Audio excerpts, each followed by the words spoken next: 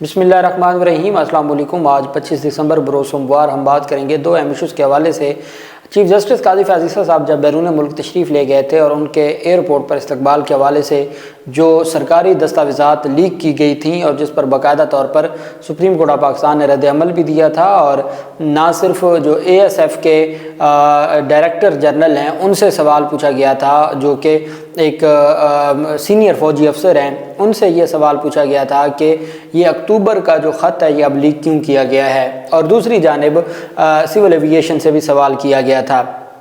کل سے تمام میڈیا چینلز پر اور تمام جو میڈیا نیوز پیپرز ہیں اس پر ایک ہی خبر، ایک ہی طرح کی پریس ریلیز چلائی گئی، اور وہ یہ تھی کہ جی قاضی فیاض عیسیٰ صاحب کے خلاف ایک خاص جو سیاسی جماعت ہے اس سے جڑے لوگوں نے یا اس کے جو حامی سوشل میڈیا ایکٹیوسٹ ہیں یا یوٹیوبرز ہیں انہوں نے کوئی مہم چلائی چیف جسٹس قاضی فیاض عیسیٰ کے خلاف، اور اس میں انہوں نے ان کے خلاف توہین آمیز ایک مہم چلائی گئی۔ تو اب کل قاضی فیاض عیسیٰ صاحب کے حق میں ایک مہم چلائی گئی، میڈیا پہ اور اخباروں میں باقاعدہ طور پر جو سرخیاں لگوائی گئیں کہ اس طریقے سے سوشل میڈیا پر کون تھا جس نے یہ ساری مہم لیڈ کی۔ اب یہ ایک سرکاری دستاویز تھی، سرکاری دستاویز کے حوالے سے نہ تو کوئی عام آدمی اس کو لیک کر سکتا تھا، نہ ہی یہ کسی عام آدمی کے پاس تھی۔ جب سپریم کورٹ آف پاکستان نے سوال پوچھا اے ایس ایف کے ہیڈ سے اور سول ایوییشن کے ہیڈ سے، تو انہوں نے بجائے اس کے کہ وہ جواب دیتے، وہ بتاتے کہ ان کی جو کانفیڈینشیل خط و کتابت تھی وہ کیسے لیک ہوئی، اور کیا 21 ستمبر کا کوئی خط ایگزسٹ کرتا ہے جو سپریم کورٹ آف پاکستان نے کہا کہ وہ ہمیں بھی دکھائیں کہ رجسٹرار سپریم کورٹ کا ایسا کون سا خط ہے کہ جو سامنے آیا۔ بجائے اس کے کہ اس کے اوپر انکوائری کی جاتی، رجسٹرار سپریم کورٹ کا خط سامنے لایا جاتا، سول ایوییشن میں کون تھا جس نے وہ خط یا حکومت میں وہ کون تھا جس نے وہ خط پبلک کیا، وہ چیزیں سامنے لائی جاتی۔ اب سارے کا سارا ملبہ پاکستان تحریک انصاف اور اس سے جڑے سوشل میڈیا کے لوگوں پر لگا دیا گیا۔ اس کی تفصیل میں آپ کے ساتھ شیئر کروں گا، اور ساتھ میں آپ کو بتاؤں گا کہ جو کیس ہے پاکستان تحریک انصاف کے چیئرمین عمران خان کی جو سائفر مقدمے میں ضمانت ہے، اس میں جب تحریری فیصلہ جاری کیا گیا تو اس تحریری فیصلہ میں غلطی ہے۔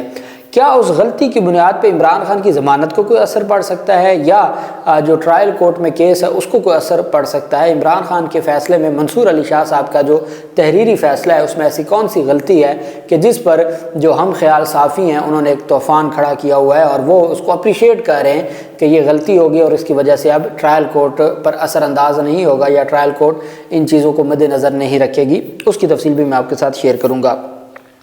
سب سے پہلے میں آپ کو وہ پریس ریلیز اور جو میڈیا نے، تمام میڈیا چینل نے حرف بحرف ایک ہی خبر کل انہوں نے گردش کی اور خبر شیئر کی، جس میں چیف جسٹس قاضی فیاض عیسیٰ صاحب کے خلاف سوشل میڈیا مہم کی بات تھی کہ ان کے خلاف ایک توہین آمیز مہم چلائی گئی۔ تمام ٹی وی چینلز، تمام نیوز پیپرز، تمام ان کی جو ویب سائٹس ہیں، تمام ان کے جو ٹویٹر اکاؤنٹس ہیں، ایک ہی پریس ریلیز چلی ہے۔ اس کا مطلب یہ ہے، اور باقاعدہ صحافیوں نے کہا ہے کہ واٹس ایپ پہ جو احکامات جاری ہوئے، تمام ٹی وی چینلز نے، حتیٰ کہ جو اپنے آپ کو بڑا نیوٹرل ڈان اخبار کہتا ہے، ڈان نیوز پیپر نے بھی اور ڈان ٹی وی نے بھی باقاعدہ طور پر اس کو اسی انداز میں، انہی الفاظ میں اور وہی پریس ریلیز جاری کی جو ان کے پاس واٹس ایپ پہ آئی۔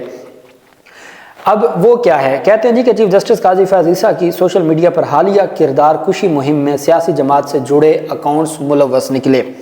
سوشل میڈیا پر سپریم کورٹ کے چیف جسٹس قاضی فیاض عیسیٰ اور عدالت عظمیٰ کے دیگر ججوں کی حالیہ کردار کشی کی مہم کے پس پردہ سیاسی جماعت سے جڑے سوشل میڈیا اکاؤنٹس کے ملوث ہونے کا انکشاف ہوا ہے۔ سب سے پہلے جو میڈیا پر بریکنگ نیوز کے طور پر چلایا گیا وہ جیو کی، میں آپ کو خبریں کچھ آپ کے سامنے رکھوں گا کہ جس دن قاضی فیاض عیسیٰ صاحب نے بیرون ملک جانا تھا جیو ٹی وی کیا کہہ رہا تھا اور باقی ٹی وی چینلز۔ اب سارا ملبہ ڈال دیا پاکستان تحریک انصاف کی پی ٹی آئی پر، تاکہ قاضی فیاض عیسیٰ صاحب کو یہ بتایا جا سکے کہ آپ کے خلاف تو پی ٹی آئی نے مہم کی۔ اب قاضی فیاض عیسیٰ صاحب سپریم کورٹ کے چیف جسٹس بن گئے، ان کو بھی پتہ ہے کہ تمام میڈیا چینلز نے یہ سارا کچھ کیا، تو وہ میڈیا چینلز کوئی پی ٹی آئی کے سیاسی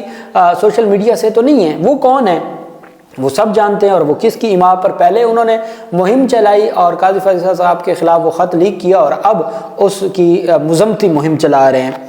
اچھا، کہتے ہیں جی کہ قاضی فیض اور عدالت عظمیٰ کے دیگر ججوں کے خلاف کردار کشی کی مہم کے پس پردہ سیاسی جماعت سے جڑے سوشل میڈیا اکاؤنٹس کے ملوث ہونے کا انکشاف ہوا ہے۔ مظاہر نقوی، اعجاز الحسن، منیب اختر اور اب اطہر من اللہ کے خلاف جو مسلم لیگ نون کا سوشل میڈیا جتنی کمپین کر رہا ہے وہ ساری معاف ہے۔ صرف عامر فاروق صاحب کے خلاف اگر کسی نے کوئی بات کی نہیں ہونی چاہیے، ہم اس کو عام تو یہ سمجھتے ہیں کسی جج کے خلاف بھی نہیں ہونی چاہیے، میرٹ کے اوپر بات کریں، آپ کو ان کے فیصلوں سے اختلاف ہے کھل کے بات کریں، لیکن ذاتیات پہ بات نہیں ہونی چاہیے کسی جج کے۔ لیکن میں ویسے فارجی سیک آف آرگومنٹس کہہ رہا ہوں کہ اگر عامر فاروق اور قاضی فیض کے حوالے سے کوئی بات ہو تو آپ اس کو عدلیہ کے خلاف مہم کہتے ہیں، جب باقی ججز کے خلاف ہو تو آپ اس کو اپریشیٹ کرتے ہیں۔ کہتے ہیں جی کہ اداروں کی تحقیقات میں ججوں کو بدنام کرنے کی مہم کے پیچھے سیاسی جماعت سے جڑے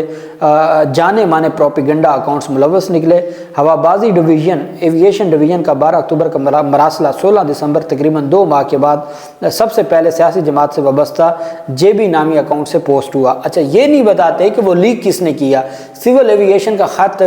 پاکستان تحریک انصاف کے سوشل میڈیا کے پاس آیا کیسے، یہ نہیں بتانا۔ کہتے ہیں جی کہ ایک JB نامی اکاؤنٹ ہے، اس سے پوسٹ ہوا، اس کے بعد عمر محمود نے اور اس کے بعد عمران خان کے مقدمات پر ججوں اور عدلیہ کو پہلے بھی تنقید کا نشانہ بنایا جاتا ہے۔ چند سوشل میڈیا ایکٹیوسٹ بھی اس مخصوص سیاسی جماعت کے ٹارگیٹڈ ایجنڈے کو آگے بڑھا رہے ہیں۔ ججوں کی کردار کشی مہم میں ایک سیاسی جماعت سے جڑے اکاؤنٹس نے بڑھ چڑھ کے حصہ لیا اور جھوٹے پروپیگنڈا کو وائرل کرنے میں پیش رہے۔ مخصوص سیاسی جماعت کے حامی سوشل میڈیا ایکٹیوسٹ اور چند ویلاگر سوشل میڈیا ٹرینڈ بنانے میں پیش رہے۔ یہ مہم چلائی گئی کہ جی قاضی فیض صاحب کے خلاف جو ایک توہین آمیز مہم تھی یا ایک ان کے خلاف جو کمپین تھی وہ کون کرنے والا تھا، وہ ان کا کہنا ہے کہ جی وہ پاکستان تحریک انصاف سے جڑے لوگ ہیں وہ کرنے والے تھے، اور یہ بڑی زیادتی ہو گئی اور اس طرح کی جو چیزیں ہیں وہ نہیں ہونی چاہیے تھیں۔ اب اس پر جو جیو نیوز ہے، جیو نیوز اب یہی جیو نیوز کہہ رہا ہے کہ پاکستان تحریک انصاف اور سوشل میڈیا تھا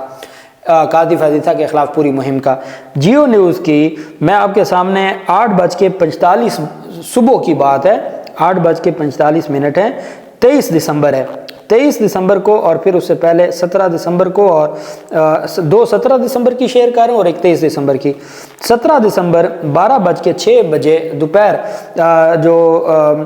ایک جیو نیوز پر ان کے جو ٹویٹر اکاؤنٹ ہے اس سے جاری کیا جاتا ہے کہ ملک بھر کے ہوائی اڈوں پر ججز اور ان کی فیملی کو جسمانی تلاشی سے مستثنا قرار، یہ وہ خبر جاری کرتے ہیں۔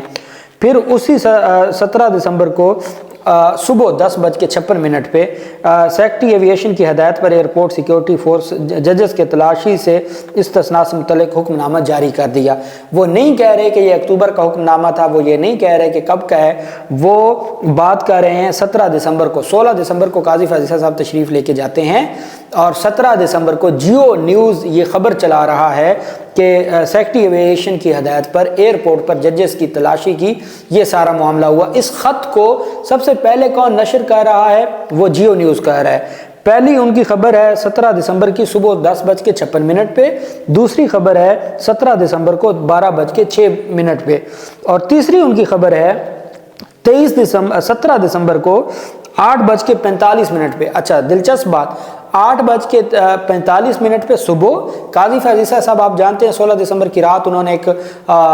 عدالت میں ایک سماعت کی اور اس کے بعد وہ رات گئے، انہوں نے بیرون ملک گئے۔ تو صبح سویرے 8:45 پہ پہلی خبر جیو نیوز کی کہ جی ملک بھر کے ہوائی اڈوں پر ججز اور ان کی بیگمات تلاشی سے مستثنا قرار، یہ خبر۔ دوسری 10:56 پہ اور تیسری 12:06 پہ۔ جب خبریں آپ دیتے ہیں اور جب آپ کو ایک پریس ریلیز آ جاتی ہے تو آپ اس کو جوڑ دیتے ہیں پاکستان تحریک انصاف کے سوشل میڈیا سے، تو پھر یہ بتائیں کہ آپ کے سرکار میں کوئی پاکستان تحریک انصاف کی حکومت تو نہیں تھی؟ ستمبر میں بھی آپ کی حکومت تھی اور اکتوبر میں بھی آپ کی حکومت تھی، دسمبر میں بھی آپ کی حکومت تھی، تو وہ لیک کس نے کیا؟ اور اس پر اسد طور یہ ان کی جانب سے یہ کیا گیا ہے، ایک دعویٰ کیا گیا ہے کہ میڈیا کو چیف جسٹس قاضی فیض کی حمایت میں مہم چلانے کی ہدایت دی گئی ہے، اور انہوں نے کہا ہے کہ ٹی وی چینلز کو اسکرین شاٹس اور ٹکرز بھیجے گئے ہیں، جو ٹکرز بھیجے گئے ہیں انہی کو چلایا گیا ہے اور قاضی فیض کے حق میں یہ مہم چلائی گئی ہے۔ اب اگر قاضی فیض کے حق میں مہم چلائی جائے اور پہلے قاضی فیض عیسیٰ کے خلاف مہم چلائی جائے، اور باقاعدہ یہی ہم خیال صافی کہتے ہیں کہ ایک طرف انتخابات کا فیصلہ دیا، اور انتخابات کا فیصلہ دینے کے بعد جو ہے وہ قاضی فیض عیسیٰ کے خلاف یہ خط لیک ہوا، تو وہ خط لیک کوئی پی ٹی آئی نے تو نہیں کیا۔ پھر دلچسپ بات یہ ہے کہ سپریم کورٹ آف پاکستان نے جب ترجمان نے یہ سارا معاملہ سامنے لائے تو انہوں نے یہ کیس جو سامنے رکھا، اس میں یہ کہا گیا کہ جی ہر صورت آئین اور قانون کے مطابق چیزوں کو دیکھا جائے، اور انہوں نے کہا سول ایویشن کے سربراہ کو اور اے ایس ایف کے سربراہ کو خط لکھا، آج تک انہوں نے جواب نہیں دیا، اور پاکستان تحریک انصاف کے خلاف یہ کارروائی انہوں نے شروع کی۔ اب پاکستان تحریک انصاف کے جو چیئرمین ہیں عمران خان، ان کی جو درخواست ہے، اور یہ سپریم کورٹ آف پاکستان میں جو ضمانت کی درخواست تھی، اس میں یہ پہلا جو پیراگراف ہے وہ میں آپ کو پڑھ کے سنا دیتا ہوں کہ کیا کوئی غلطی تھی۔ Through the present petitions, the petitioner seeks leave to appeal against the orders of the London Islamabad High Court dated 27/10/2023 and 8/11/2023, whereby the post-arrest bail has been declined to them in case FIR number 6/2023 registered at police station CTWFIA Islamabad for the offence punishable under section 5 and 9 of the Official Secret Act, read with the section 34 of the Pakistan Penal Code۔ یہ ان کی جانب سے جاری کیا گیا۔ جو اگلا paragraph ہے جس میں ڈسکس کیا گیا under class B of section 5(3) with imprisonment for term, کہ جی انہوں نے ذکر کیا سیکشن 5 سب سیکشن جو 3 ہے اور اس کا سب سیکشن بی ہے۔ اب کہنا کیا چاہتے ہیں؟ وہ یہ کہنا چاہتے ہیں جو ہم خیال صافی ہیں کہ جی یہاں پہ چونکہ ایف آئی آر میں جو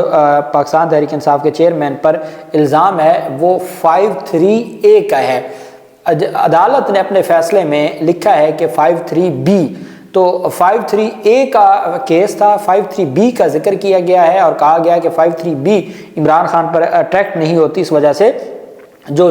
فیصلہ ہے ضمانت کا وہ سارے کا سارا غلط ہے۔ ایک ہم خیال صافی لکھتے ہیں کہ سپریم کورٹ سے بڑی خبر، عمران خان ضمانت ججز کی جلد بازی یا ٹائپنگ کی غلطی۔ سائفر کیس میں عمران خان پر آفیشیل سیکریٹ ایکٹ خلاف ورزی کی جو دفعات لگائی گئی ہیں وہ 5(3)(a)(b)(c) ہیں۔ سیکشن 5(3)(a) کی سزا 14 سال یا سزائے موت ہے۔ سپریم کورٹ میں دوران سماعت بھی ججز نے اس سیکشن 5(3)(a) پر سوالات کیے، یہ دفعہ کیسے لگ سکتی ہے؟ لیکن ضمانت کے تحریری حکم نامہ میں سیکشن 5(3)(a) کا ذکر کرنے کی بجائے حکم نامہ میں 5(3)(b) کا ذکر لکھا گیا، جس کی سزا 2 سال یا جرمانہ ہے۔ کیا یہ ایک غلطی ہے یا جلد بازی ہے؟ لیکن فیصلہ میں 5(3)(a) کا ذکر ہونا تو عمران خان کو ٹرائل میں بھی فائدہ ملتا۔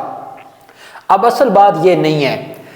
ہمیشہ فیصلوں میں غلطیاں ہوتی رہتی ہیں، ٹائپنگ کی مسٹیک ہوتی ہے، اس کی کوئی حیثیت نہیں ہوتی، قانونی حیثیت نہیں ہوتی، وہ بعد میں درخواست دے کے درست بھی ہو سکتی اور اس کی ضرورت بھی نہیں ہوتی۔ اصل چیز تھی سائفر کیس میں جو سپریم کورٹ آف پاکستان نے کہا کہ عمران خان کے خلاف یہ جو ایلیگیشنز ہیں کہ عمران خان نے نہ تو کوئی کسی بیرون ملک کسی ملک کو فائدہ پہنچایا، نہ ہی انہوں نے کوئی اداروں سے متعلق یا اداروں کی دفاعی تنصیبات سے متعلق کوئی خبر لیک کی ہے۔ دوسرا یہ کہ سائفر تو اصل عمران خان کے پاس کبھی آیا ہی نہیں تھا، جب ان کے پاس آیا نہیں تھا تو وہ اس کو لیک کرنے کے یا اس کو پبلک کرنے کے کیسے ان پر الزام لگایا جا سکتا ہے، یہ فیصلے میں لکھا گیا۔ اب سیکشن کون سا لکھا گیا؟ یہ مائنر سی غلطی ہے ٹائپنگ کی، اور اس بنیاد پر جو ہم خیال صافی ہیں وہ اس کو اتنا بڑھا چڑھا کے پیش کر رہے ہیں کہ اب تو ٹرائل میں عمران خان کو کوئی فائدہ ہی نہیں ہوگا سپریم کورٹ کے فیصلے کا، چونکہ سپریم کورٹ کے فیصلے میں تو غلطی آ گئی تو اس غلطی کی وجہ سے عمران خان کو فائدہ نہیں ہوگا۔ یہ پتہ نہیں کس دنیا میں رہتے ہیں۔ باقاعدہ طور پر ججز نے لکھا کہ عمران خان پہ یہ جو ایلیگیشن ہے یہ ایلیگیشن ثابت نہیں ہوتا، اور اب تک کی ایویڈنس میں کوئی ایسا ایلیگیشن عمران خان پہ ثابت نہیں کر سکی پروسیکیوشن، جس بنیاد پر ان کو یہ ریلیف دیا جاتا ہے۔ ایک اور صحافی ہم خیال لکھتے ہیں،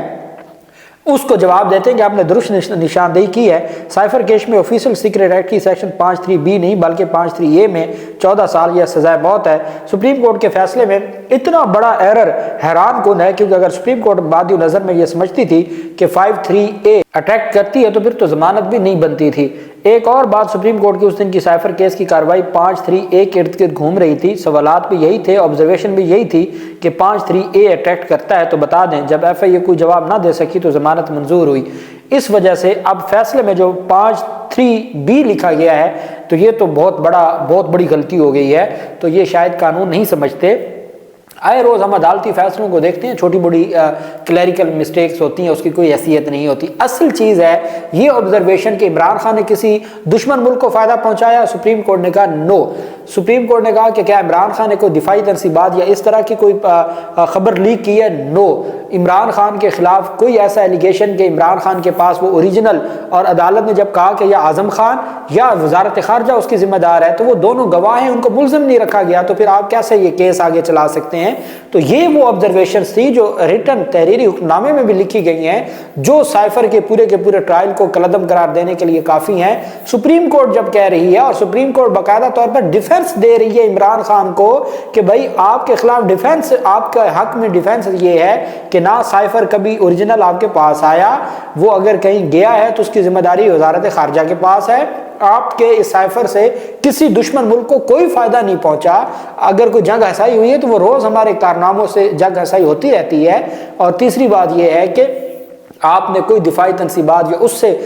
متعلقہ جو دفاعی ادارے ہیں اس سے متعلقہ کوئی خبر لیک نہیں کی۔ یہ وہ چیزیں ہیں جو عمران خان کو ڈیفنس میں کام آئیں گی، اور یہ فیصلہ کام آئے گا۔ تو یہ بنیاد ہے جس پر میں یہ سمجھتا ہوں کہ ہم خیال صافیوں کی یہ جو خوشی ہے یہ عارضی ہے کہ سپریم کورٹ کے فیصلے میں کوئی غلطی ہو گئی تو بہت قیامت آ گئی، ایسا کچھ نہیں ہے۔ یہ نارمل چیزیں ہیں، عمران خان کو ٹرائل میں اس کا فائدہ ہوگا، اور وہ فائدہ ان دی شیپ آف اور ان دی فارم آف ڈیفنس ہوگا۔ اللہ پاک پاکستان کا حامی و ناصر ہو۔ بہت شکریہ۔ اللہ حافظ۔ پاکستان زندہ باد۔